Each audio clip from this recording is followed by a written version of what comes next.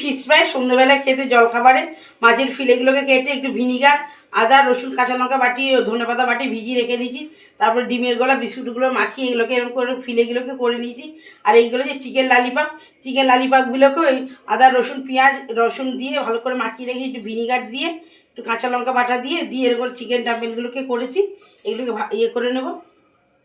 এগুলোকে আগে ভেজে নিলাম, এগুলো একটা একটা করে একটু দিয়ে তারপরে ফিশ ফ্রাইটাকে ভেজে নেব। হ্যাঁ, এবার এগুলো আমার হয়ে গেছে লাল মতন, এগুলো আমি তুলে ফেলবো। এগুলো খেতে খুব ভালো লাগে সন্ধ্যেবেলা চা কফি সব দিয়ে। এগুলোকে চিকেন ড্রামবেলও বলে, চিকেন লালিপাপও বলে। এগুলোকে চিকেন লালিপাপের মতনই এগুলো সুন্দর হয়েছে করতে। এগুলোকে লাল হয়ে গেছে, এবার আমি এগুলোকে তুলে ফেলছি।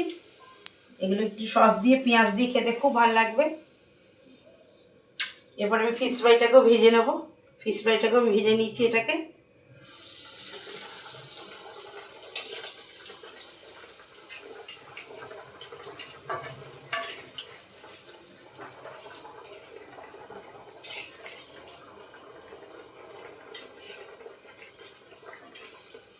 এটাও একটু হালকা লাল হয়ে এসছে, তুলে নেবো। এগুলো ঘরে করে রেখে ফ্রিজে রেখে দেবেন। ফ্রিজে রেখে দিলে এগুলো যখন ইচ্ছা খেতে পারবেন। এগুলো আমার হয়ে গেছে, এবার আমি এগুলো তুলে ফেলছি ফিশ ফ্রাইটাকে।